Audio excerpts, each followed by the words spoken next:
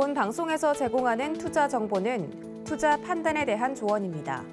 방송에서 제공하는 주식의 가치, 가격 상승 및 가격 하락에 대해서는 방송사에서 보장하지 않습니다.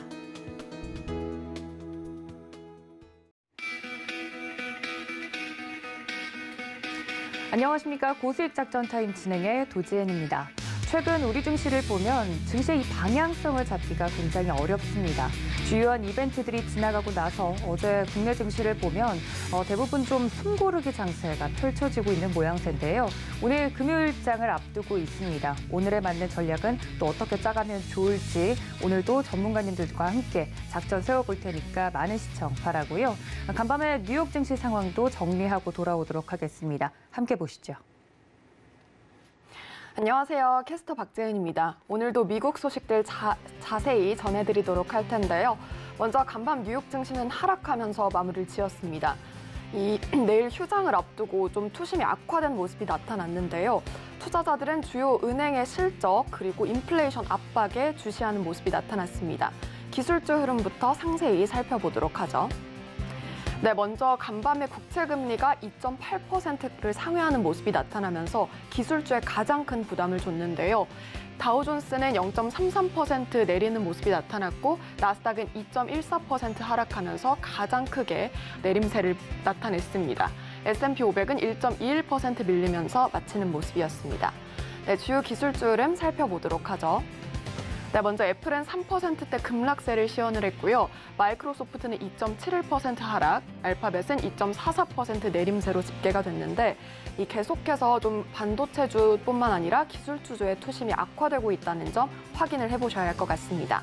다음 장 살펴보도록 하죠. 네, 아마존은 2.47% 조정받는 모습이 나타났는데요. 언젠가 NFT를 팔 수도 있다는 소식을 알렸지만 그렇게 주가에는 반영되지 못하는 모습이 나타났습니다. 테슬라는 3.66% 내림세로 마치는 모습이었는데요. CEO 일론 머스크의 트위터 인수 제안에 하락하는 모습이 나타났습니다. 엔비디아는 4%대 낙폭을 기록하는 모습이 나타났는데요. 반등을 하기도 했지만 장중 한때였고 암호화폐의 악재가 반영됐다는 평가에도 불구하고 증시는 좀 부담을 느끼는 것으로 보여지고 있습니다. 주가에 반영되지 못하고 악재로 작용을 하고 있는 점 확인을 해보시면 좋을 것 같습니다. 네, 이어서 살펴보도록 하겠습니다. 먼저 변동성 지수 체크를 해볼 텐데요. 4.03% 오르면서 22포인트 선으로 거래 마쳤습니다. 아무래도 시장이 불안하다 보니까 변동성 지수가 급등한 것으로 보여지고 있고요. WTI는 2.6% 상승하면서 마무리를 지었습니다. 네, 다음 이어서 살펴보면 골드는 0.6% 밀리면서 1,972달러 선으로 거래 마쳤습니다. 네, 이어서 특징주 흐름 살펴보도록 할 텐데요. 먼저 간밤 실적을 발표한 은행주부터 체크를 해보도록 하겠습니다. 골드만삭스는 컨센서스를 상회하는 실적을 발표했죠. 경영진은 올해 1분기 높은 시장 변동성에도 고객들의 거래 활동이 증가했다고 밝히면서 시장에 어떤 영향을 줬는지 확인해 보도록 하겠습니다. 이럼에도 불구하고 0.1% 조정받는 모습이 나타났고요. 모건 스탠리는 반면에 0.75% 오르면서 마무리 지었습니다. 역시 컨센서스를 상회하는 실적을 발표를 했고요. 시장 변동성 그리고 매크로 불확실성에도 불구하고 호실적이 달성됐다고 강조했습니다. 이어서 웰스파고는 4.51% 조정받는 모습이 나타났는데요. EPS는 컨센서스를 상회했지만 매출이 컨센서스를 하회하는 모습이 나타나면서 영향을 준 것으로 풀이되고 있습니다. 네, 이어서 다음 장도 살펴보도록 하죠. 먼저 트위터 살펴볼 텐데요. 트위터는 1.68% 밀리면서 마쳤습니다. 테슬라의 머스크 CEO가 주당 54달러 20센트에 총 430억 달러 이상의 금액의 동사를 인수하겠다고 밝힌 건데요. 이에 영향을 받는 듯한 모습이 나타나기도 했지만 이내 급락세를 나타냈습니다. 유나이티드 헬스그룹 살펴보면 0.41% 조정받았는데요. 메디케어 어드밴티지 사업을 중심으로 호실적을 발표했고 가이던스를 상향 조정하기도 했지만 주가에는 반영되지 못하는 흐름이 나타났습니다. 이어서 TSMC도 보겠습니다. 컨센서스를 상회하는 실적을 발표를 했는데요. 고성능 컴퓨팅 및 자동차 관련 수요 증가를 언급하기도 했습니다. 하지만 주가에는 반영되지 못한 채 3%대 급락세로 마무리 지었습니다. 네, 이렇게 특징주 흐름까지 만나봤고요. 자세한 외신들 살펴보도록 하죠. 네, 먼저 간밤에 나온 주요 경제 지표부터 체크를 해볼 텐데요. Retail sales rose 0.5% in March amid inflation jump. Import prices hit 11-year high. 물가 상승에 미국의 3월 소매 판매는 0.5% 올랐고 수입 물가 지수는 11년 만에 최대폭으로 증가를 했습니다. 미국 경제의 3분의 1을 차지하는 소비가 월가의 예상보다 부진한 수준을 나타낸 건데요. 자세한 내용을 좀 들여다보도록 하겠습니다. 현지 시간 14일 미국 상무부에 따르면 3월 소매 판매는 전월보다 0.5% 증가를 했는데요. 자세한 내용을 좀 들여다보도록 하죠. Retail sales climbed 0.5% from the previous month, slightly less than the 0.6% Dow Jones estimate and a deceleration from the upwardly revised 0.8% gain in February. 월가의 예상치인 0.6% 증가를 하회하는 수준을 기록을 했고 이는 수정된 2월의 수치인 0.8% 증가보다도 낮은 수치를 기록을 한 겁니다. 한편 미국의 신규 실업보험 청구자 수도 좀 확인을 해보도록 할 텐데요. In other economic data, initial jobless claims rose to 185,000 for the week ended April 9. 네, 4월 9일로 종료된 미국의 신규 보험 청구자 수는 18만 5천 명으로 집계가 되면서 전주보다 18,000명 증가를 했는데요. 예상치인 17만 2천 명을 상회하기도 했습니다. 계속해서 인플레이션 압박이 심해지고 있고 이에 따라서 긴축 우려가 커지고 있습니다. 관련해서 분석을 자세히 살펴봐야 할 것 같은데요. 잠시 후 임순재 대표와 체크해 보도록 하겠습니다. 네, 다음 기사 이어서 보도록 하겠습니다. 이슈메이커인 테슬라의 CEO 일론 머스크가 트위터 인수에 대한 발언을 내놨는데요. Musk makes $43 billion offer for Twitter to build arena for free speech. 테슬라의 CEO 일론 머스크가 트위터를 상대로 적대적 인수 합병을 착수한다고 밝혔습니다. 머스크는 이날 미국 증권거래위원회에 제출한 M&A 제안서에서 트위터 지분 100%를 현금으로 인수하겠다고 밝혔는데요. 구체적인 내용을 들여다보면 billionaire entrepreneur Elon Musk took aim at Twitter with the $43 billion cash takeover offer on Thursday. 네, 이렇게 밝혀진 겁니다. 총 한화로는 52조 8천억 원 규모인데요. 머스크는 제안서에서도 이런 내용을 강조하기도 했습니다. I think it's very important for there to be an inclusive arena for free speech라고 강조를 하면서 트위터가 표현의 자유를 위한 플랫폼이 될 것을 믿고 투자했다고 강조를 한 겁니다. 표현의 자유는 민주주의가 기능하기 위해서 중요하다고 강조하기도 했는데요. 그는 이어서 이런 발언을 내놓기도 했습니다.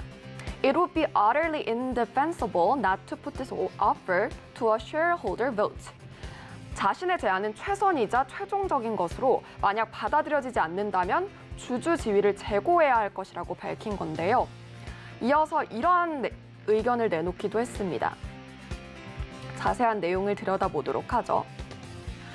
As if there was a plan B if Twitter rejected the offer, Musk told the TED conference audience without elaborating, there is.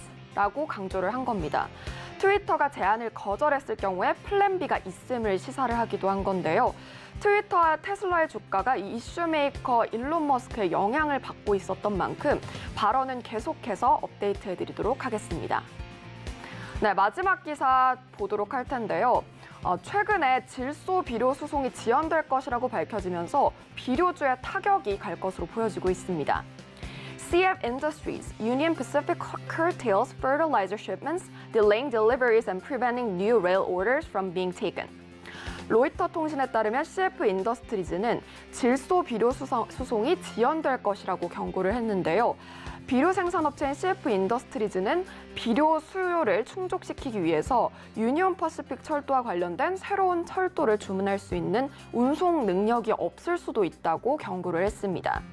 유니온 퍼시픽은 지난 1월 직원들 사이에서 발생한 코로나19에 대해서 경고를 하고 또 접종자에 대한 휴무로 인해서 현 분기의 화물 운송 능력이 해쳐질 수 있다고 강조를 했는데요. 이러한 제안으로 비료가 지연될 뿐만 아니라 봄철에 필요한 추가 비료가 농민들에게 전혀 전달되지 못함도 시사가 됐습니다. 비료 관련주에 영향을 줄 수 있는 뉴스이기 때문에 투자에 좀 참고해 보시면 좋을 것 같습니다. 지금까지 외신 브리핑까지 만나봤습니다. 네, 간밤에 나왔던 외신들을 바탕으로 거기에 맞는 국내 증시 작전을 세워보도록 하겠습니다. 도움 말씀 주실 전문가님 모셔보도록 하죠. 루크투자연구소 임순재 대표 연결합니다. 대표님 안녕하십니까? 네, 안녕하십니까? 네, 반갑습니다. 즐거운 금요일장 앞두고 있습니다만 첫 번째 이슈로 바로 넘어가 보도록 하겠습니다. 저희 첫 번째는 유럽으로 좀 가보죠. ECB 통화정책회의에서 기준금리 동결 결정이 나왔다고 합니다. 유럽 증시는 어제 소폭 상승으로 마감이 됐다고 하는데 동결한 데에 대한 자세한 배경이 궁금한데요. 네, 어제 ECB가 통화정책회의를 했습니다. 기존에 있었던 상황과 동일하게 유지를 했는데요. 대표적으로 이제 기준금리는 동결하기로 결정을 했습니다. 지금 ECB의 기준금리는 0%를 현재 유지를 하고 있는데요. 단순히 예금 금리는 지금 마이너스 0.5%, 그다음에 대출 금리는 0.25% 이하로 지금 유지를 하고 있다라고 보시면 되겠습니다. 그 외에 좀 관심 있게 보았었던 부분이 이제 자산 매입 프로그램을 언제 종료할 것이냐라는 그런 것이었습니다. 근데 지금 얘기가 지난 회의 때 이제 3분기에 종료를 하겠다라고 얘기를 했었는데요. 그걸 재확인하는 그런 수준이었다라고 보시면 되겠습니다. 현재 ECB는 미국하고는 다르게 매월 200억 유로의 채권을 매입하고 있는 중이고요. 특히 이제 우크라이나 러시아 전쟁으로 인해서 지금 4, 5월 달에 대해서는 이제 채권 매입 규모를 늘리기로 했습니다. 그 이후에 다시 축소하는 방향으로 운영할 예정이다라고 얘기를 하고 있고요. 그래서 4월 달에 기존보다 2배 늘어난 400억 유로, 그다음에 5월 달에 300억 유로, 그 6월 달에 200억 유로, 그다음에 3분기 때 매입 종료하는 그런 시나리오였는데요. 그 시나리오대로 진행을 하겠다라고 얘기를 했습니다. 그와 더불어 목표물 장기 대출 프로그램이라고 하는 것도 지금 진행 중인데요. 이것도 6월 말에 종료할 예정이다라고 보시면 되겠습니다.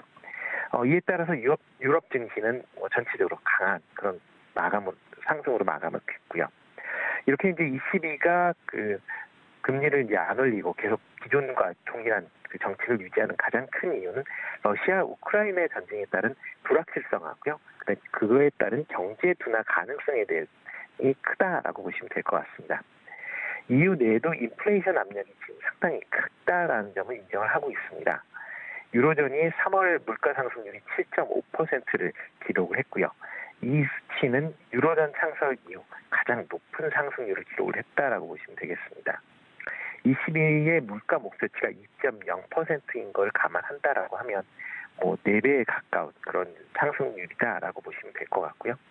특히 에너지 가격 급등세가 높은 물가 상승률을 기록을 하고 있는 그런 상황입니다. 이런 높은 물가 상승률은 아마 수개월 동안 지속될 것이다라는 게 ECB의 판단으로 보여집니다. 그럼에도 불구하고 전쟁의 불확실성이 좀 더 시장은 더 크게 느껴졌다라고 보시면 될 것 같고요. 그리고 ECB의 그 자산 매입 프로그램 종료 이후에 아마 기준 금리를 올리지 않을까라는 예상들을 하고 있습니다. 따라서 ECB 같은 경우는 다른 이제 그 지역의 중앙은행보다 인상 속도가 좀 느려질 걸로 예상이 되고 있고요. 시장에서는 9월과 12월에 걸쳐 두 차례에 걸쳐 인상을 할 것이다. 그다음에 기준금리는 0.25%포인트 인상을 할 것이다 라고 지금 예측은 하고 있습니다.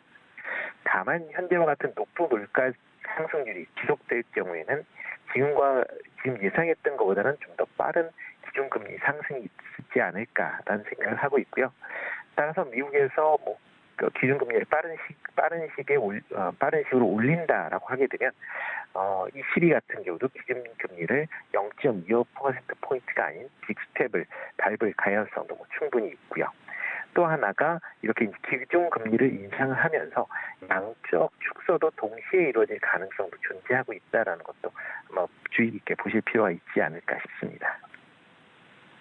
네, 좀 의외라고 생각이 들긴 합니다. 러시아산 원유 때문에 가장 좀 직접적인 타격을 입고 있는 게 유럽인데 일단은 기준금리를 동결을 했고요. 말씀해 주신 대로 대표님의 풀이대로 만약 이 인플레이션이 계속해서 좀 지속이 된다면 앞으로는 그 기준금리 인상 속도나 폭이 조금 더 빨라질 것 같다라고 이야기를 해주셨습니다. 우리나라 이야기로 돌아와 보도록 하겠습니다. 어제 장중에 금통위가 기준금리를 연 1.5%로 인상을 오히려 결정을 했죠. 아무래도 소비자 물가 상승률 같은 것을 고려를 해서 이러한 결정을 한 것 같은데 자세한 배경 설명 부탁드립니다.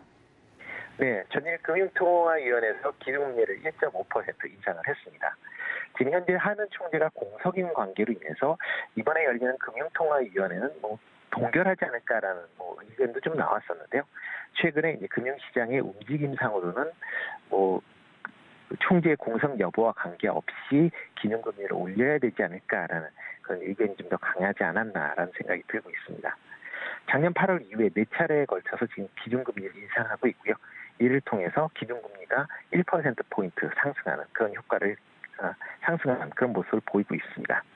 이번에 이제 기준금리 인상으로 인해서 미국하고 기준금리 차는 1에서 1.25% 차로 조금 확대되는 그런 모습을 보였습니다. 일단 기준금리 인상의 가장 큰 요인은 높은 물가 상승률입니다. 3월 달에 물가 상승률이 4.1%를 기록을 하면서 11년 만에 최고치로 상승을 하는 그런 모습을 보였습니다. 이런 물가 상승률의 가장 큰 여파는 이제 국제 원재료 가격의 상승세다라고 보시면 될 것 같고요. 현재와 같은 상황에서 국제 원재료 가격이 하락으로 다시 반전하기는 좀 어렵지 않을까라는 생각을 개인적으로는 좀 해보고 있습니다. 이런 그 원재료 가격의 이제 상승에 따른 높은 물가에 따라 기준금리 인상하는 것은 국내뿐만 아니라 다른 나라에서도 지금 여러 발생을 하고 있다라고 보시면 될 것 같고요. 전일에 캐나다랑 뉴질랜드 같은 경우에도 그 중앙은행이 이제 통화금융정책을 발표를 했습니다. 이번에 발표를 하면서 기준금리를 0.5%포인트 올리는 빅스텝을 단행을 했다라는 거고요.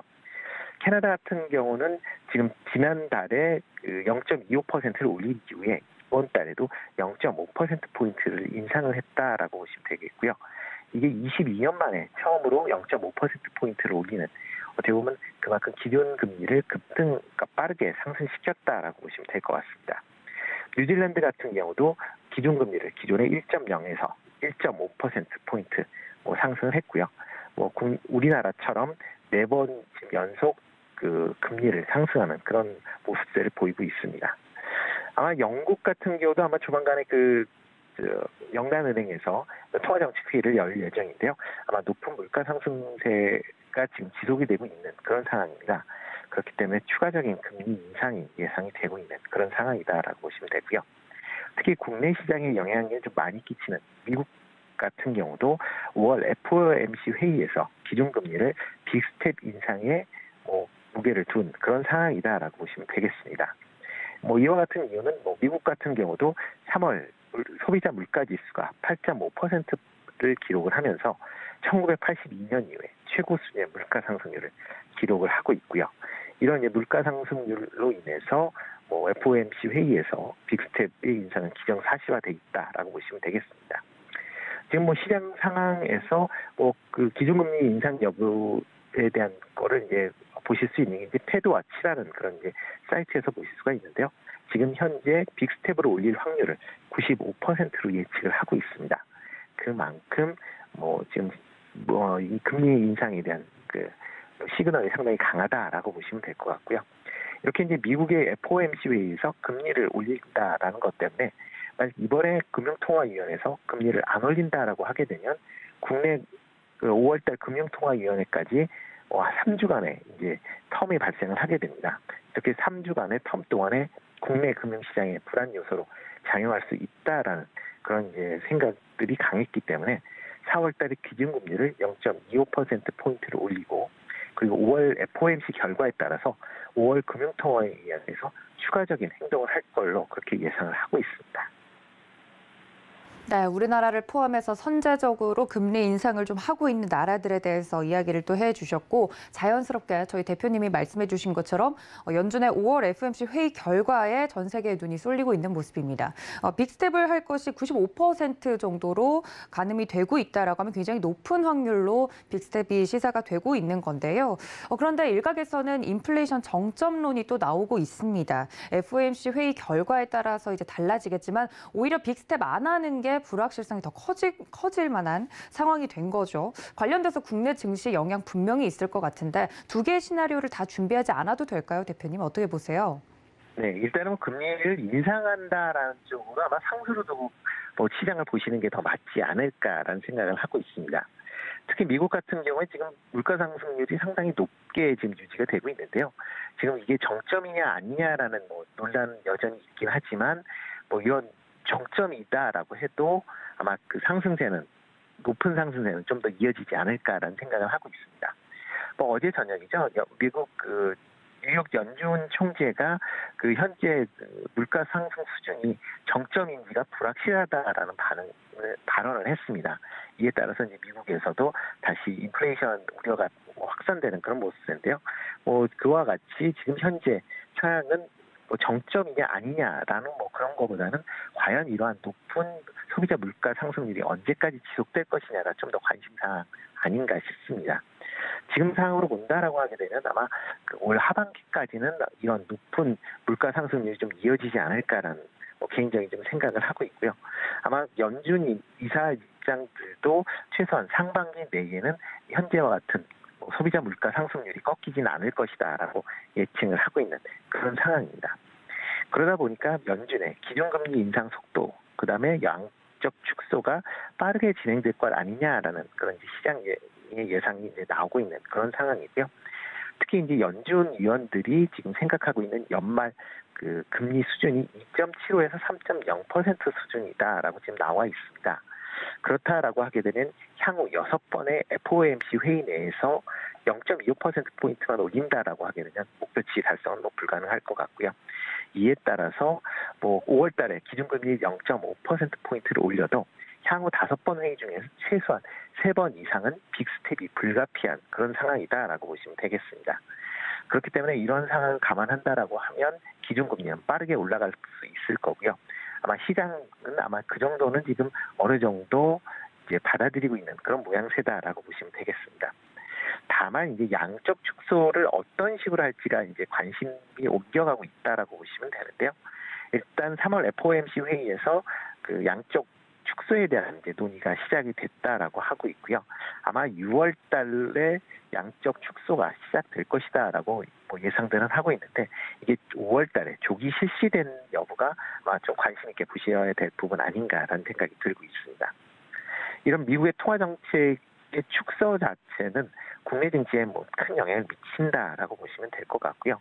만약 긴축 속도가 시장 예상치에 부합하는 수준이다. 그러니까 뭐 5월 달 FOMC 때 뭐 0.5% 기준금리를 올리고 그다음에 양적 완화는 6월부터 하겠다라는 그런 코멘트가 나온다라고 하게 되면 뭐 시장 충격은 뭐 제한적이지 않을까라는 생각이 들고요.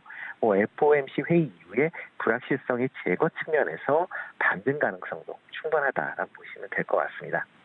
다만 그 통화 긴축 속도와 폭이 시장보다 빠르게 진행될 경우, 특히 그 양적 축소를 뭐 5월부터 바로 실시하겠다든가의 발언이 나온다라고 하게 되면 뭐 시장은 단기적인 하락은 좀 불가피하지 않을까라는 생각을 해보고 있습니다. 네, 그렇군요. 빅스텝이 되는 것은 거의 기정사실화되어 있는 상황인데 여기에 따라서 어떻게 얼마나 많은 양으로 그리고 빠른 속도로 진행할 것일지가 관건이다라고 대표님께서 다시 한번 짚어주셨습니다. 그렇다면 우리나라 이슈로 다시 한번 돌아오도록 하겠습니다. 국내 오늘 금일장에 좀 영향을 미칠 만한 이슈들을 살펴보면 북한의 김일성 이제 주석의 생일을 앞두고 있고요. 오늘이고요. 또 한미 연합훈련 등 주요 이벤트들이 좀 기다리고 있는 상황입니다. 이 지정학적 리스크에 대한 이야기를 안 할 수가 없을 것 같은데 금요일장 무난하게 흘러갈 수 있을지 벌써부터 걱정이 되거든요. 최근 증시의 방향성이 없다 보니까 이러한 이벤트들이 영향을 미칠지가 궁금합니다.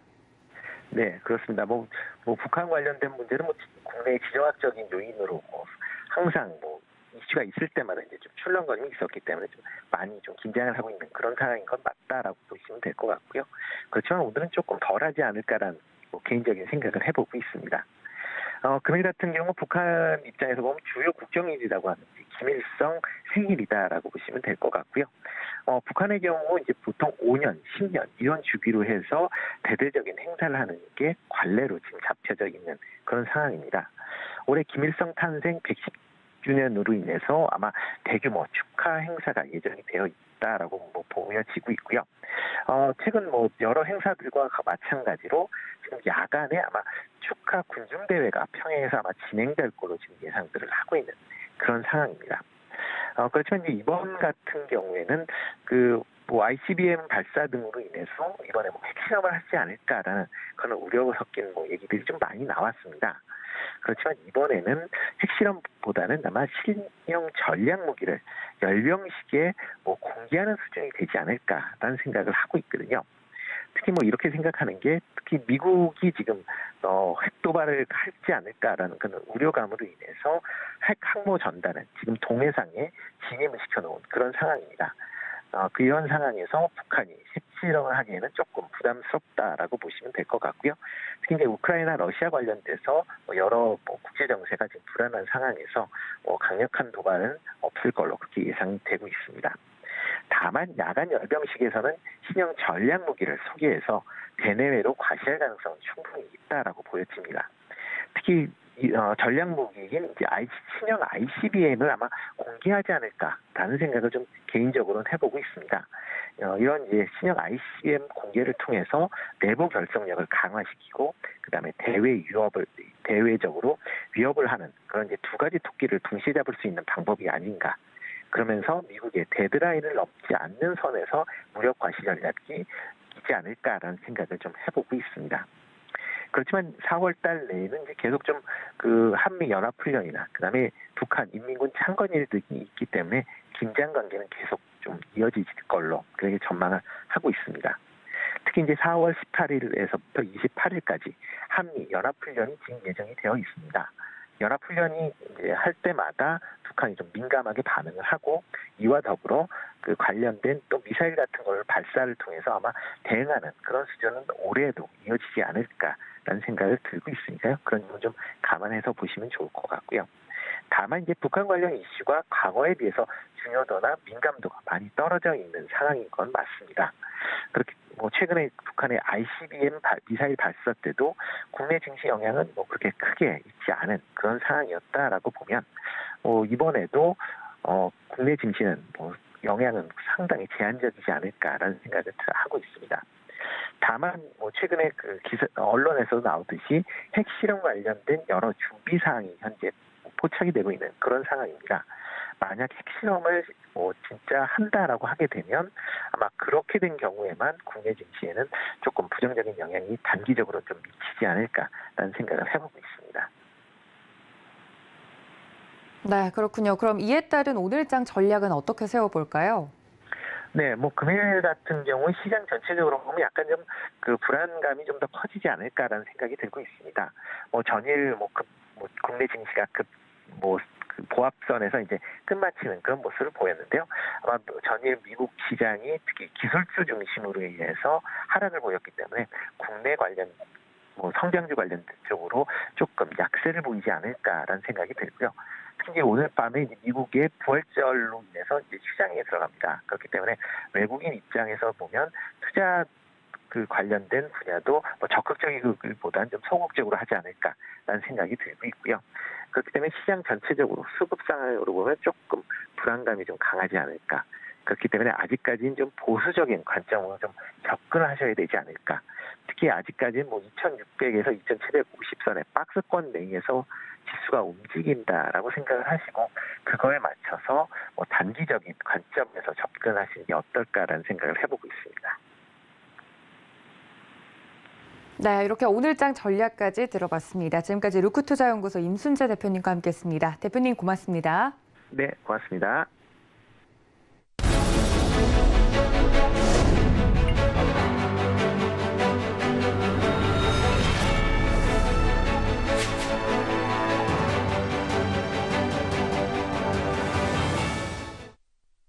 네, 1분기를 지금 돌아보기에는 조금 이른 감이 없잖아 있지만 잠시라도 돌아보면 굉장히 힘든 한 반기를 보내왔습니다. 우크라이나 사태로 유가가 급등하기도 했고요. 지금은 또 인플레이션 이슈가 전 세계 증시를 압박하고 있는 가운데 현재 이 불안함을 가지고 있는 뉴욕 증시 상황에 대해서 점검이 필요해 보이는데요. 지금 현재 미국에 계신 월가 트레이더 버니 씨의 이야기를 들어보도록 하겠습니다. 함께 보시죠. We have so many things going on right now. We've got the Ukraine invasion by Russia. We've got the potential for our first interest rate increase this week by the Fed. So what we need to do, and we still see the market, basically all the rallies are accompanied by short-term rallies and then followed by price declines again. So what we're doing since the end of January is we're trading in a very choppy range. But what I want to talk about now is I want to monitor the progress of this decline and then compare the progress or look at it in perspective to other market declines. Because I think it's very important to understand how we're declining and where we're going to go. We talked about before that there are global economic events that occur in terms of invasions, all that, that are actually buying opportunities for the market because 6 months, 9 months, 1 year out, the market's higher than that. We clearly have that going on in this time.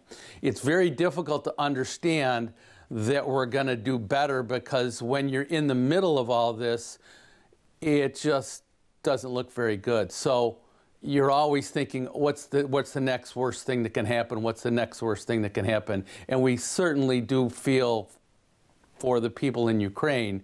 And what's going on there is not really very fair at all. But we just want to think about it with respect to the markets. One of the things that I always think about is that at the top of the market, and the reason it's the top of the market is there's not anybody bullish. Everybody believes that the market's probably going to go higher. And at the bottom of the market, and it's very difficult to buy the bottom of the market because the bottom of the market is such that no one wants to be long. Otherwise, he wouldn't be going down like that.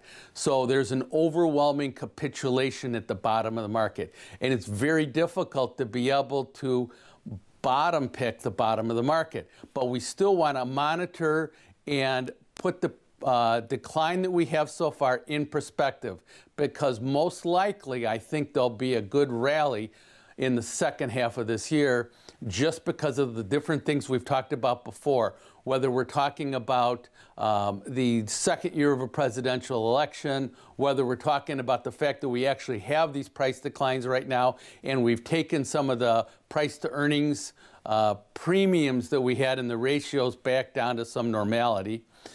Those are the things we want to think about. So the first chart right here looks at the declines off of the highs by the S&P 500, and this is looking since 2007. So when we're at the top line right here, what that means is the market made a new high, because that means there's no percentage move off the high. And then every time we go off the high, this number, the red line goes down. So we can see how deep the 2008 recession got the market down. It was down 55%. Now, what we've gone through between 2012 and current is that we've had a bunch of declines that basically have gone down somewhere between 5 and 10%, and the market keeps making new highs. In 2020, when we had COVID, we had a much more significant market decline. And now what we have right now is, as of this week, we were down about 12.8% on the S&P 500. So we can compare over the last almost 15 years how deep our decline is right now and how attractive prices are. Let's go to the next clip. Now, I did the same thing, and what we did is we went back all the way to 1989. So we're looking at the same thing, and now we can put, this is the dot-com bubble where the market really, the technology market sold off so much, and then we can see what happened in 2008, and now we can see how deep we've gone so far. And now it just puts us in perspective, because there's a lot of 5% declines, there's less but still pretty many 10% declines, there's less but some 15% declines, and then when we get to a 20% decline, there's just not that many of them. So we have to think about that. And I think that given the fact that the Fed is going to not be as restrictive as people thought, I think that we need to think about how deep this decline could be. Now, one thing that we've looked at, and this is the NASDAQ composite chart, and this line right here is the new highs and new lows. So either a market makes a new 52-week new low, and a market makes a new 52-week new high, and we compare that differences. So what we found was at the bottom of the market, that first capitulation in late January, 1,200 of the NASDAQ composite stocks, of which there are 2,500, made a new 52-week low that week. Okay, now we had a pretty significant bounce off that, and then we've gone down and made a new low. We've bounced up and we've gone down. But notice that we didn't make a new 52-week low in the new highs minus new lows. So why? Well, there's two possible answers to that question. The one is the quality stocks all made a new 52-week low here, and now even though the market's declining, fewer and fewer stocks are making new 52-week lows. Only the lesser quality stocks are making new 52-week lows now, and the bigger stocks are trying to hang in. Or the other thing could be we're just ready to roll over again, and we don't really know the answer to that yet. That's going to have to play out. But those are the two possibilities that we can look at currently. The biggest driver on the downside are technology stocks. They were also the biggest driver on the upside, and they have the most volatility of any sector that the S&P is comprised of. So what we want to look at right here now is that take a 200-day moving average of all the technology stocks, and how many of them are above that 200-day moving average, which is about 1 year's worth of data, and how many of them are below. And we can see there are almost 15% of the stocks are above that line. So that means 85% of the are below the average of where they've been over the last year. And that is totally understandable, but we really want to see how many of the stocks, not just how deep the index is declining, but of the composite, how many of the stocks are down, because the more the stocks that are down, the more attractive prices are overall. So let's go to the next clip. And what we want to do now is take the same analysis and think about 50-day moving average. And what we see now, obviously, is going to be much more volatility. And what we're seeing now is we're down to 9% of all the technology stocks are above their 50-day moving average. So over 90% are below their 50-day moving average. At that capitulation low that we saw at the end of January, we had only about 6% of the stocks were above their 50-day moving average. So 94% of all the stocks were below their 50-day moving average. I think what we want to do is we want to monitor this zone, but to me this zone is telling us that the technology sector is starting to get very, very cheap, relatively attractive relative to the index. And technology represents about 28% of the S&P 500 index. So it's a big component of it. It's a volatile component and it's a big component. 네, 버니의 미국 주식은 서울경제TV 유튜브 채널과 홈페이지에서 다시 보실 수 있으니까요. 이 점까지 기억해 주시면 좋을 것 같습니다.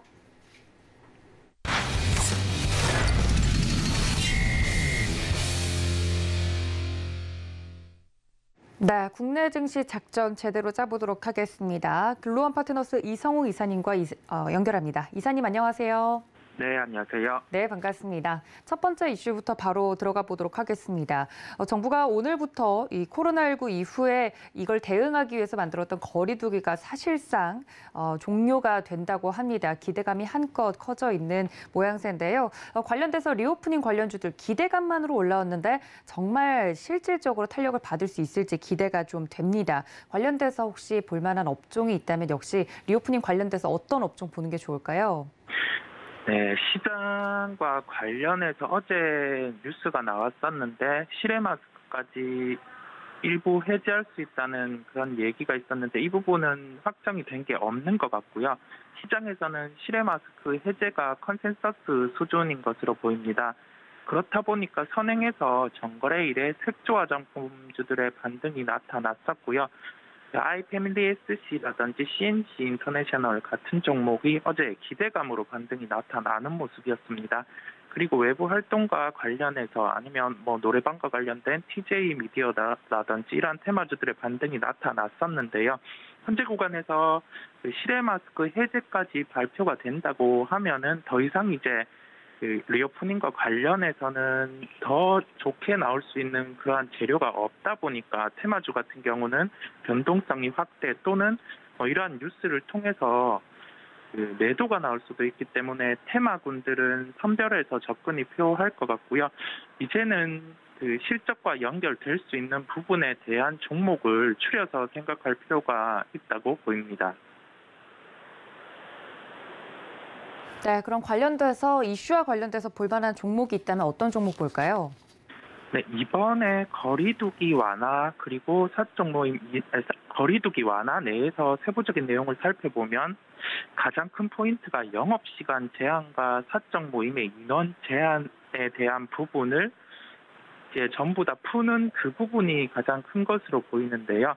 이 부분에서 화이트 진로를 말씀드리도록 하겠습니다.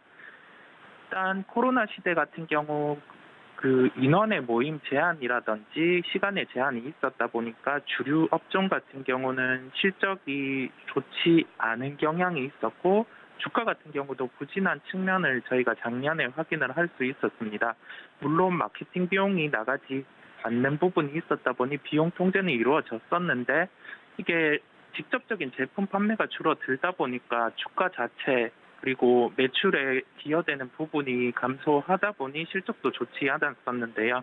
이제 이 부분에서 제한이 해제된다고 하면은 실적의 증대 요인이 나타나는 게 명백할 것으로 보입니다. 그리고 제품 가격도 선행해서 이루어졌기 때문에 실적에 대한 긍정적인 요인이 있겠고요. 1분기 실적을 비춰본다고 하면 영업이익은 530억 원이 예상이 되고 있습니다. 그 제품에 대한 인상분을 일부 반영을 한 것으로 보이고요. 제가 올해 이익 같은 경우 한 2,400억, 2,300억 중반 정도가 2,500억의 중반 정도가 예상이 되고 있는데요. 이 부분이 현재 시가총액이 2조 5천억 원 정도 됩니다. 그렇다 보니까 올해 예상되는 이익 대비해서 지금은 프리미엄을 받지 않는 적정한 시가총액 수준으로 와 있거든요. 그렇다 보니까 최근에 주가 같은 경우가 리오프닝의 그런 구간에 들어감에도 불구하고 상승을 안 하고 주가가 횡보세를 보이고 있는 걸 저희가 확인을 할 수 있겠습니다. 이러한 구간에서는 현재 실적에 올해 예상 실적에 대비해서는 주가가 적정 수준까지 와 있는 구간인데 여기에서 이제 거래두기 제한이라든지 시간 제한이 풀리게 되면서 주가가 실적을 확인하면서 프리미엄을 받을 수 있는 구간에 돌입할 수 있거든요. 그렇다 보니까 현재 시점 화이트 진로를 보유하지 않으신 분들은 매수 대응이 나은 구간으로 보입니다. 가격적인 측면에서 저희가 접근을 해본다고 하면은 4월 8일 같은 경우 저가가 35,850원이었고 최근에 5거래일 동안 큰 주가의 변동이기보다는 한 36,000원 초반대 정도에서 단기 바닥을 형성하고 반등하는 모습을 저희가 확인을 할 수 있었거든요. 그렇다 보니까 가격적으로 접근을 한다고 하면은 36,000원 초반대에서는 조금 편하게 접근이 가능할 것 같아요. 이게 종합적으로 말씀을 드린다고 하면은 분기가 지나면서 실적이 증대할 가능성이 존재를 하는 상황이고 여기에서 분기 실적이 증대를 하면서 주류 업체들의 특징이 마케팅 비용이 함께 증가할 수 있다는 점을 저희가 체크를 해야 되는데 이런 점을 전체적으로 감안한 올해 실적 같은 경우가 영업이익 기준으로 현재 시가총액에 대입을 해봤을 때 딱 적정 수준까지 와 있습니다. 그렇다 보니까 여기에서는 상승하면 추격해서 접근하는 구간이 아니라 가격대를 정해놓고 접근을 하는 게 효율적이고요. 그렇다 보니까 화이트 진로 같은 경우는 36,000원 초반 정도에 접근을 한다고 하면은 수익에 조금 더 가깝게 매수를 하실 수 있겠습니다. 네, 하이트 진로에 대해서 정확하게 좀 이야기를 해주셨습니다. 거리두기 해제 이슈와 관련돼서 실질적으로 좀 수혜를 받을 수 있을 만한 종목으로 소개를 해드렸는데요. 오늘 정부가 거리두기 조정안을 발표를 하고 18일이 되면 이제 해제가 본격적으로 된다는 이슈가 나오고 있다는 점 투자자분들도 체크해 보시면 좋을 것 같습니다. 자, 두 번째 이슈로 좀 넘어가 보도록 하겠습니다. 지금까지는 잠정 실적이 발표가 되고 있다면 본격적으로 정말 성적표를 받는 1분기 실적 시즌이 시작이 될 텐데 실적 이야기를 굉장히 강조를 많이 해주셨습니다. 관련돼서 볼만한 종목이 있다면 어느 쪽일까요? 네, 1분기 실적 관련해서 거의 업종들이 주가를 많이 반영을 했습니다. 반영을 했다가 조정이 나오는 업종들도 있고 여기에서 조정 구간이 크지 않은 업종도 있고 그런 상황입니다. 일단 대표적으로 기판 업종 같은 경우가 분기에 긍정적인 실적을 선행해서 반영을 하고 일부 조정이 나온 모습이고요. 엔터 업종도 비슷한 흐름 저희가 확인을 할 수 있겠습니다. 그리고 오늘 말씀드릴 업종 같은 경우는 실적이 기대되는 의료기기 업종인데요. 의료기기 중에서도 제가 미용 관련 의료기기 업종 같은 경우를 체크를 할 필요가 있겠습니다. 수출 데이터와 연동을 많이 받는 부분도 있는데 저희가 수출 데이터를 체크를 잘 한다고 하면은 분기의 실적을 미리 예상을 할 수 있는 부분도 있고 지금 미용과 관련해서는 기업의 그런 내부적인 환경이 달라진 기업이 몇몇 있다 보니까 오늘 저희가 체크를 해보고 말씀을 드리겠습니다. 네, 마스크도 이제 곧 벗게 될 것 같으니까요. 관련돼서 볼만한 종목은 어떤 종목일까요? 오늘 말씀드릴 종목은 루트로닉입니다. 루트로닉 같은 경우는 저희가 피부에 레이저를 쏴서 이 피부 같은 경우가 결의 개선이라든지 피부가 조금 더 좋아 보이는 효과를 내기 위해서 의료기기를 통해서 미용에 대한 그런 욕구를 충족하는 하나의 상품, 제품이라고 보시면 되겠습니다. 그 하나의 역할을 루트로닉이라는 그런 의료기기가 하고 있는데요. 일단 루트로닉 같은 경우는 사업 환경이 많이 달라졌습니다. 기존의 해외 법인에서 적자가 나던 그 부분이 마케팅에 대한 인원을 강화를 하면서 흑자 전환의 기조가 작년부터 나타났었고요. 그렇다 보니까 해외 법인에 대한 실적 기대감이 1차적으로 있고 아까 말씀드린 것처럼 의료기기 중에서 미용과 관련된 기기 같은 경우는 회사가 위치한 지역에서 월별로 수출 데이터가 나오는데 이 경우를 대입을 하면은 미리 실적에 대해서 어느 정도 저희가 알 수 있는 부분이 있습니다. 그렇다 보니까 루트로닉 같은 경우는 고양시에 위치를 하고 있는데 고양시의 수출 데이터 같은 경우는 작년과 대비해서 84.7%가 상승을 했고요. 동일한 분기 대비해서는 10%가 상승을 했습니다. 그렇다 보니까 통상 미용과 관련된 의료기기는 최성수기가 4분기인데 4분기보다 더욱 좋은 데이터가 1분기에 책정이 됐거든요. 그렇다 보니까 저희가 여기에서 생각을 해볼 수 있는 거는 4분기 실적보다 1분기 실적이 더욱 좋을 수 있겠고 이 부분에서 루트로닉 같은 경우는 수출 데이터도 좋았다 보니까 해외 법인 부분에서 실적이 증대될 수 있겠다라고 예상을 해볼 수 있겠습니다. 그렇다 보니 현재 구간 같은 경우 이러한 수출 데이터가 상승했다고 해서 무작정 접근을 할 게 아니라 주가 수준의 레벨을 봐야 되겠는데요. 4월 11일 같은 경우 29,650원의 고점을 형성하고 현재 27,300원까지 조정이 나와 있는 상황입니다. 최근의 저점은 26,850원 정도에서 27,300원까지 반등을 했고 현재 기술적으로 보더라도 27,000원 이하 그다음에 26,000원 중반에서는 반등이 나올 가능성이 높은 자리로 보입니다. 그렇다 보니까 루트로닉 같은 종목 같은 경우는 27,000원 이하 정도에서 접근을 하고 긍정적인 1분기 실적의 가능성이 높음을 저희가 인지를 하고 있기 때문에 실적이 나올 때까지 보유를 하면서 대응을 할 필요가 있을 것으로 보입니다. 네, 자세한 가격 전략까지 들어봤습니다. 이사님, 그러면 금요일장 개장을 앞두고 있는데 오늘장 전략은 어떻게 잡을까요? 네, 전반적으로 우리나라 시장이 이틀 전에는 기관 징신으로 해서 매수가 유입되면서 그 반등이 나오는 모습이었는데 미국의 대형 테크주들의 주가가 좋지 않은 모습입니다. 아무래도 이게 이번에 분기 실적을 확인을 하면서 컨퍼런스에서 다음 실적에 대한 전망까지 예상을 할 텐데 다음 실적에 대한 부분에 불확실성이 증대가 되는 것으로 보이고요. 그렇다 보니 우리나라 대형 테크들 주식은 주가 흐름은 최근에 좋지 않은데 선행해서 미리 접근할 필요는 없을 것 같습니다. 중소형주의 강세 현상이 지속될 가능성이 높을 것으로 보이고요. 금요일 효과라든지 아니면은 시장의 그런 측면을 감안을 해봤을 때 시장은 약세 국면이 오늘은 나타날 가능성이 높을 것 같아요. 짧게 봐서는. 근데 이게 큰 하락 1.5%, 2%대 이런 하락이 나타나는 게 아니라 약보합권 흐름이 나타날 가능성이 높고 이 흐름상에서 대형주들을 접근하기보다는 중소형주 단을 접근하는 게 나을 것 같고요. 오늘 말씀드린 하이트 진로라든지 루트론인게 말씀드린 가격 구간에서는 큰 부담이 없기 때문에 오늘은 이 두 종목을 보시면서 한번 매매에 가담하는 것도 나을 것 같습니다. 네, 이렇게 오늘장 전략까지 짜봤습니다. 지금까지 글로원 파트너스 이성웅 이사님과 함께했습니다. 이사님 고맙습니다.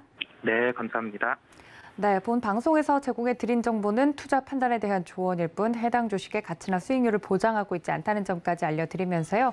저희는 잠시 쉬었다가 잠시 뒤 매매 시그널로 돌아오도록 하겠습니다. 시청해주신 여러분 고맙습니다.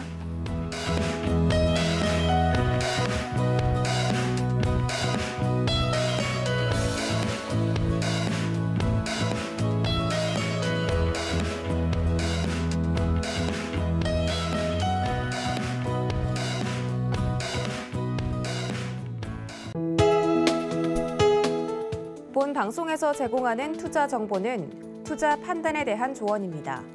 방송에서 제공하는 주식의 가치, 가격 상승 및 가격 하락에 대해서는 방송사에서 보장하지 않습니다.